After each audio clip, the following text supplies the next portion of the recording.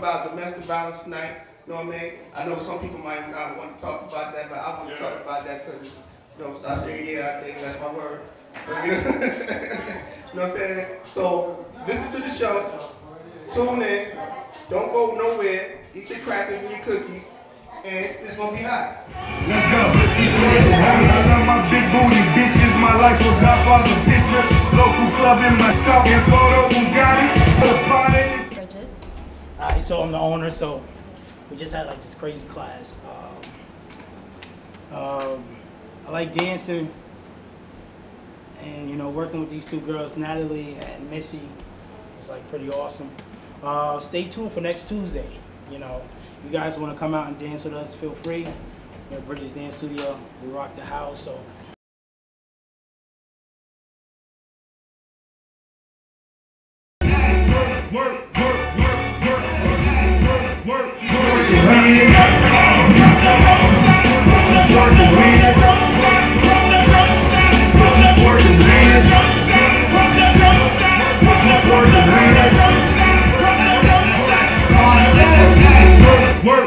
Back. So the word is out. Today, on the panel today, I got my man, Tony James. What's going on? Finally got you up here on the panel. Finally, you know what I mean? Late forever. Yeah, late forever, brother. You know, I'll be watching out for you, man. You know what I mean? You always late. Got today.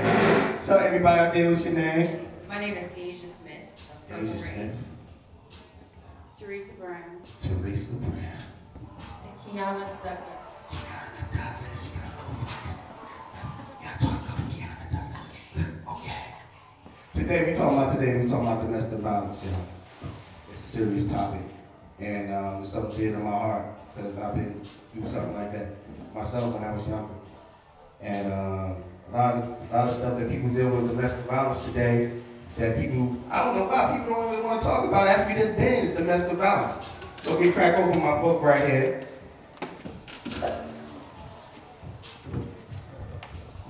Let me just give you a little info on domestic violence. Domestic violence can be defined as a pattern of abusive behavior in any relationship that is used by one partner to gain or maintain power and control over another intimidated partner. Domestic violence can be physical, sexual, emotional, economic, or psychological action on threats of action that influence another person. So why do women, even men, in an abusive relationship stay in domestic violence? If you've been in a domestic violence situation, why do you think a woman stay in that situation? You forgot verbal. Oh, verbal. I'm sorry about it. Verbal, everybody. Y'all don't have to laugh about that because this is serious. Okay. Well, I'll start off answering the question because a lot of people always, that's usually the biggest question. I am an overcomer of domestic violence. So I'll start off by saying that I don't call myself a survivor because there is another level beyond just simply surviving.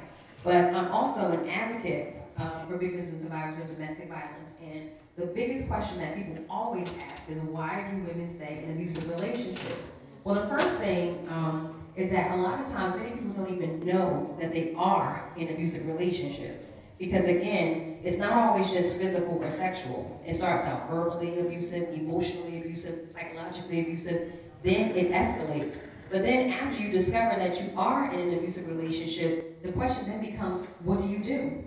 Where do you go for help? Where do you go for resources? At the end of the day, this is not just some person that just is randomly selecting you. This is someone that knows everything about you. Where you work, where you get your hair done, your nails done, your feet done, where your mother lived, your father lived, the place your kids go to school. So leaving is actually a lot harder. 75% of the women that are murdered are committed after they leave. So leaving, as I always say, is a lot easier if it comes with a facelift and protective custody for your family and for your friends and even your pets. You know, so it's not as simple as it sounds. And so one thing that we also advocate for is safety planning. You have to have a plan in place. You can't just say, okay, I'm out of here, I'm leaving. Because in my case, I tried to leave, and the person that I tried to leave threatened to kill me.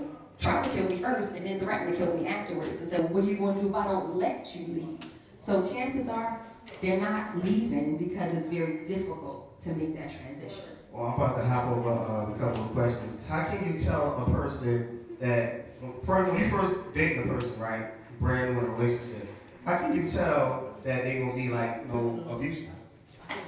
Well, it starts off, Is there any signs that they're like, all right, he talking to me kind of crazy or not? Well, what it usually happens is, in the beginning of a relationship, people are usually jealous and possessive, but initially it's like, oh, that's so cute, that's so sweet, they don't want me to go anywhere, they're calling me all the time, and then it gets into a possessive type of thing, where all of your calls are monitored, where you go, who you hang out with, what you do, and that's when you gotta start looking at that. And that jealousy, it's not just so much of, I'm just trying to keep somebody from, hurting you. Because I thought in the beginning, ironically, oh, they don't want me to go anywhere because, people get out there acting crazy and this, that, and the you think it's cute. Right. But after a while, you're like, hold up, I'm just almost my mother's house. I'm over there with my family.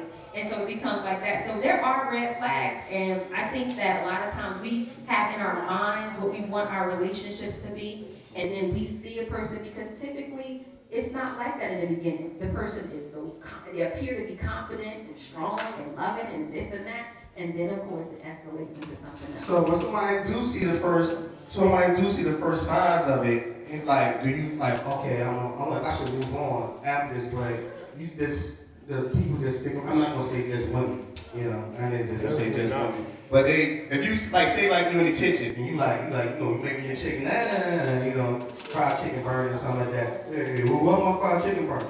Oh well, I'm sorry, I did something wrong, He's like, well, hey, I like my chicken cooked hard, not hard but soft, Okay, fine, then you probably go upside your head or something crazy, but then you like, well, he was just having a hard day at work or something like that. And you right back with the guy. Me personally, I never understand that. I'm not a product of domestic violence, but I've noticed that in domestic violence, that isolation is one of the strongest items that are used. They cut you off from your friends, they cut you off from your family. They don't let you do the things which you normally do. And that's just what I've observed, but I don't really know. That's actually the most dangerous part. I don't really know, but that's what I've observed. But what I was saying is, once they get the first signs of it, you don't think it should just... That's the thing that I've taken notice of, because I know people where, like you said, I know someone that got their head cut off. And one of the first things that was done was isolation. You're not to call your mother. You don't talk to your sisters. You don't talk to your best friends. No, you can't talk to your daughter today because, when you get with her, you act a certain way or you do a certain thing. And I think that that's the strongest hold on a person who's caught up in a domestic violence situation, is the isolation, because then they're put in a situation where they are cut off. They can't talk to their parents about it. They can't talk to anybody about it. But isn't the isolation like down the line in the relationship? They do start in the beginning? Isolation gives them the strength to take and do what they want to do with you. But how far do they start doing the isolation in the beginning or the end? It's a subtle beginning. It's everything. Everything comes across subtly. Like she was saying, you think that, oh, he just wants all my time. He wants all my attention. He's so cute. That's so sweet. Well, I can't talk to you now, girl. I got to go. My man's home. And it goes on like that until you reach a point where he shoves you or pushes you. So to women, they think that that's cute. I mean, like the man being aggressive, that he loves them. Not so much cute. You don't take a notice of how much you're not going, well, I'm not going out with the girls tonight. My man is home. So I'm not you think that you're doing it, think that you're doing it because you want to keep the peace in your relationship, or you want to make the person happy. And of course, in all relationships, now number one, the first thing that I want to say is, in our organization, Purple Rain, we don't vilify anyone. So this is not about men or women, this is about abuse. Because the reality is 300 to 400,000 men actually report being abused as well. So when we're talking, for the men that are here and the men that are going to be watching, I don't want anybody to think that we're sitting up here talking about, it's just happening to women. But the reality is 85% of the cases, unfortunately, are against women. So when I say things like he or she, it's not directed to any sex per se, but just the reality of the statistics. But just to piggy off of what was just said, a lot of times we think that when we're in a relationship, because we are supposed to compromise, we are supposed to do certain things, not just the woman, But even men too, you kind of, you know, curb what you used to do when you used to go out, how long you used to go out. You want to do those things because it's only fair to be that way. But sadly, when a person is trying to control everything about you, and in my case, it wasn't a matter of me going out, it was a matter of me going to work. It was a matter of me dealing with clients, you know, it was a matter of me talking to men, women, children even. And so isolation is also very dangerous because it cuts you off from resources. So when you have no one there to support you and to back you up or even to give you, you know, just some encouragement, if you will, you know, that's a very dangerous thing. And usually abusers do that because now they've got all the time and all the control and no witnesses. And so the abuse will then escalate. But to answer your question, you know, when a person sees the abuse, you should absolutely leave the relationship. You know, a lot of times we think, well, that's my man or that's my girl, and, you know, they had a hard life, they grew up hard, and I really want to be there, and I love that person. And you should. You should love a person, but love them over there. Like, you take that over there, get yourself together, get your mind right, because just like if somebody got a cold, a sick person will get you sick long before you get them well. So you just really have to look at the situation and say, listen, I care about you, but I'm not going to let you drive me crazy while I'm trying to help you out.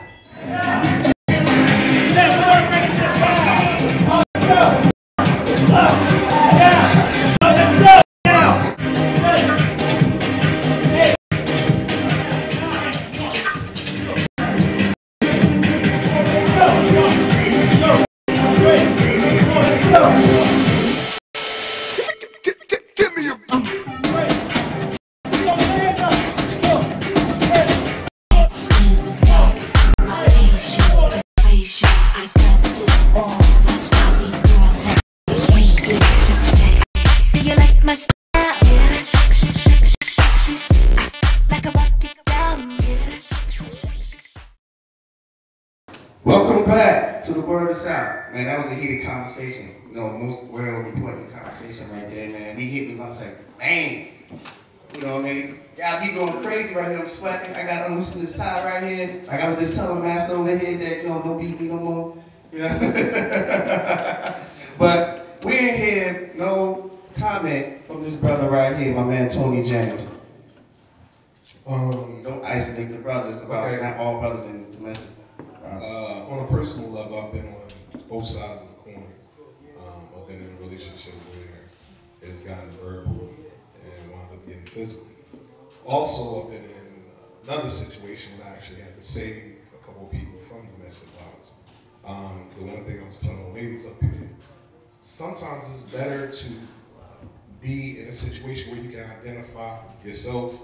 If you can't really be in a situation and speak on certain issues, as far as, like, for example, people say, well, if you've been in a situation where somebody put their hands on you, you should leave them automatically. I'm one of those people that I'm in the middle with that. You know, I sometimes agree and then I sometimes disagree, because sometimes majority of this is talk. You know, domestic violence is majority of is whether it be your parents, whether it be you seeing somebody, your aunt, your uncle, somebody that shown you in your family. A lot of times on TV, film, magazines, this stuff is like, you know, so common that you see it and don't even think you see it. You know, the music that you listen to, you know, you listen to rap songs that tell you kill your brother, and you don't even realize that you're being manipulated. So next thing you know, you're looking at somebody that may not even done anything to you, and now they're your enemy. So a lot of times when we talk about, you know, domestic violence, the biggest problem is the psychological, because people play on people's minds. And if you're not careful, you know, talking to somebody that is or has been in a domestic violence situation, you don't know their triggers. You may say one word, and next thing you know, they're pulling out a gun on you, you're starting to fight, et cetera, et cetera. So you don't know who's doing what, you don't know, it's not identifiable. I know you said there's flags, but sometimes there's not. That's why you have to have educational forums such as this. It's important to have educational forums because in my situation, for example, you know, the reason why I became an advocate and a writer and all these things against domestic violence was because, you know, you hear all kinds of stories. The first thing is abused women are weak, they're stupid, they don't have fathers, they have low self-esteem. Well, I had a real big problem with that because A, there's nothing weak, stupid, or ignorant about me. I've never had that problem. I have the greatest father in the world. He's my best friend, actually, and I've never had a problem with my self-esteem. But that's the biggest But that's the misconception about it. The biggest misconception about a person that's been in domestic violence is why you stay. Why do you stay? But the thing about it is when you don't even know what it is, you know, I've never had a situation like that before. So the person that I was in a relationship with, I was completely blindsided by it. I was actually shocked. And the way that it happens is through three things: intimidation, manipulation, and domination. I'm going to scare you, I'm going to make you, and I'm going to trick you. And all of those things are stirred up into that pot. And so when we talk about it, we need to know exactly what it is. Because if we all sat back and were really honest with ourselves, we have all been in a situation before where we have either been verbally abusive to someone, or we have been verbally abused. We have been emotionally abusive to someone, and we have been emotionally abusive. So we just have to be honest within ourselves, but we have to learn what it is first, and then you'll be able to identify those red flags, those triggers, those things like that. But I must say to you, I am a strong advocate because I was in a situation with someone. The first time he hit me, I didn't leave. He tried to kill me, and I don't mean that as a euphemism. He literally put his hands around my neck, strangled me until I lost consciousness, and did a whole bunch of other things to me. So with that being said, you have to learn and know within your own self if this is something that you want to continue to subject yourself to. And that's just my own personal opinion. Well, let me ask you a quick question, and I don't want to harp on it, about still staying there after domestic violence happened, like the first time, and nobody leaves.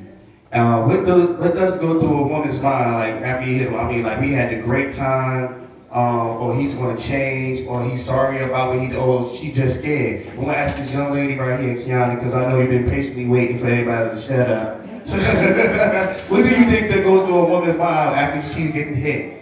You know, it's shock. It's shock. You know, I personally experienced something during my college years. And, you know, it is the isolation. And, you know, I'm an educated person with a master's degree and still had to endure what I endured. But what I learned from that situation is it won't happen again. I actually took action. I started doing kickboxing. I mean, I had this whole mentality like I need to fight. Enough. You know, I had enough. But that first time was enough time for me. I didn't stay. I was the type that, oh no, my father don't hit me, my mother don't hit me, you can't hit me. So I did leave.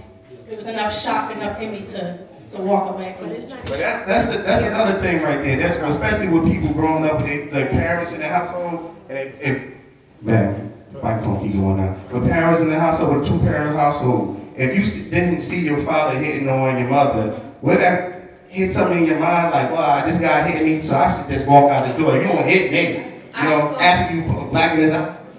My dad was the best dad from Monday through Friday. I learned a grade in my dad's hair. We ate ice cream every night after dinner and played games. Friday night at 8 o'clock, like clockwork. When my dad got that drink, he didn't want to get by. He didn't want to talk back. He didn't want to act up in the whole 9 yards.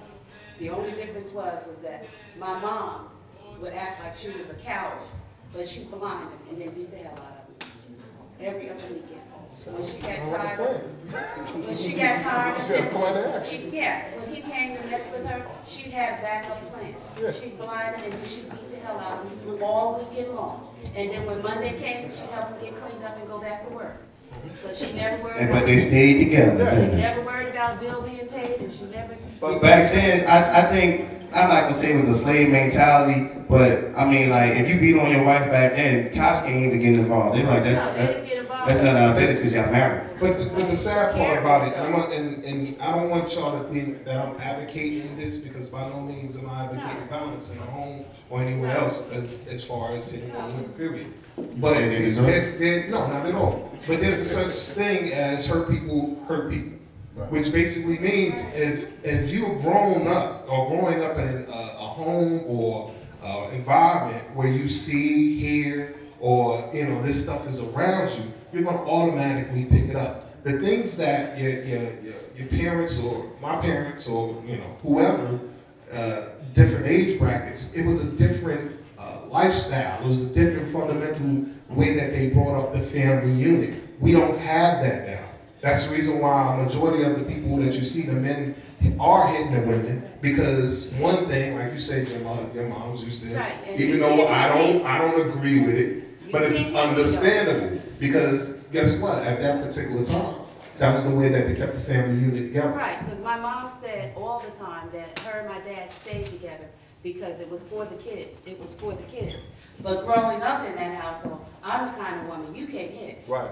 If you hit me, we're going to have a knockdown, drag out, real fight, you know, and that's with anybody, you know, and that's just Can I what just I say grew something up. about that? Okay. I just want to say something because. Do you think the old times was wrong? No. What I'm saying is that there's a big misconception when people say, okay, because I get a lot of women that come to our center, that come to our safe havens and everything that I deal with in the courts. The first thing that people always say, well, somebody hit, I wish somebody would hit me, and I'm going to do this and I'm going to do that. Number one, typically, like I said before, I was not weak. I wasn't smacked or beat up, or the person that tried to kill me wasn't a little elf that made cookies in a tree. He wasn't some little gnome and all this other stuff that people had this thing, I'm going to do this, I'm going to do that. I was attacked by a 250-pound psychopath, okay? So when people say, oh, you get that bat, you get those grits, and you do this, I don't know who you think is going to sit there and wait for you to A, boil some water, then pour some grits in a pot, and then douse some on them,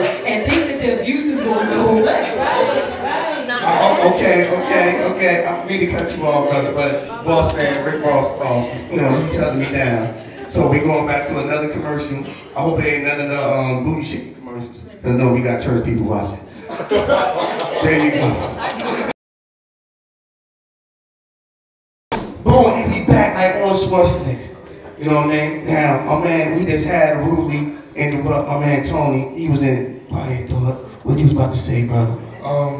The one thing I wanted to say, as far as young ladies that are being abused or have been abused, we were talking about red flags. One of the red flags that I know personally, not that I've been through it or I've done it, a lot of men that have power, meaning financial power, whether they be, take for example, drug dealers, doctors, lawyers, whatever men that make financial gain in any way, shape, or form. These are the men, ironically, that are the ones that commit the most abuse. The reason being because they know that they're high on the food chain. They know they're the ones that women, you know, especially if they're, you know, handsome in any way. They're going to be first on economic. Okay, economically, you're absolutely, absolutely right. So here it is, you know, because they know that women appeal to all, you know, what they have, the cars they drive, the way they look. The first thing they do is wine you and dine you, and they put on the mask, they put on the, you know, what I call the representative. So now you have this representative, and they may say, like you said, say things every now and then, but because this man has this, you know, this certain job or this certain level in life that you can appreciate, you fall into it. Now, like I said, the majority of those men are the ones that do the most abuse. And those are the ones that are taught the abuse because it's of the fact that their parents or their father has shown them in some way, shape, or form how to do this or how to be this way. And it's all about the power, the financial power, like you said, the economical power. Now, these are the men that most women flock to. It's just, it is what it is. But it's up to you to figure out how far you want to go with it. You know, just like you said, once again with the red flags, if you see something or hear something that is identifiable, like if this doesn't sound correctly, you need to bail out before it gets worse. And that's going by the old saying, the good brother never wins. Because I mean, like, you can get a good brother that's taking out the trash, you know what I mean, and the woman probably don't want him. The guy right there driving a Bentley because he moving packs on the block, making 30 grand a day, they want him, but he beat them cotton pick out of it, you know. That's messed up. But the thing I have to say to young women, men who's been victimized by domestic violence is you do not have to stay in the situation. You don't have to be afraid to leave. You can fight back. I mean, if it has to be physical, you know, it has to be physical, but try not to be physical and just get out of the situation. Go to that one person you can talk to, you can trust, and get out of the situation as soon as possible, because I have learned, I have seen, you know, 2 weeks ago, example, my friend Shaylin, rest in peace, died of a domestic violence situation, and I wish I could have been there more. I mean, I just wish she would have reached out to me more, or maybe I could have helped him more. And it's real. I mean, my brother was victimized by his girlfriend. She cut his face 2 inches, he would have been dead from his temple. So it's not just a woman. I mean, he's 18, you know what I mean? So it happened where he was, but, you know, so it's really real out here. A lot of young people are dying, and, you know. I just want to say, as far as the fighting back, I humbly suggest to people to fight back mentally. Like I said, violence begets violence, and there's a such thing called anger excitation, where some people actually get excited when you want to fight back, or you want to fight me like a man, or I'm going to do this, I'm going to do that. So what I'm saying to you is that you have to be smart. You have to be very strategic. The worst thing you want to do to any psychopath, whether it's a man or a woman, is to antagonize them. Don't sit up there and go toe-to-toe with a person, even if that's what you want to do. The test of a true champion is to know which battles to fight. And so you fight with your brain, you fight with your mind. Get out and you live to tell. You live to see another day. And that is my suggestion to anyone. A good point that we never broke up myself. Like I said, I have personal experience is the kids. It affects the kids. I mean, I remember when my mother, when she was with a certain guy, I don't want to bring his name up. And when she used to get beat, I just used to lay in the bed and cry and listen to her get beat up.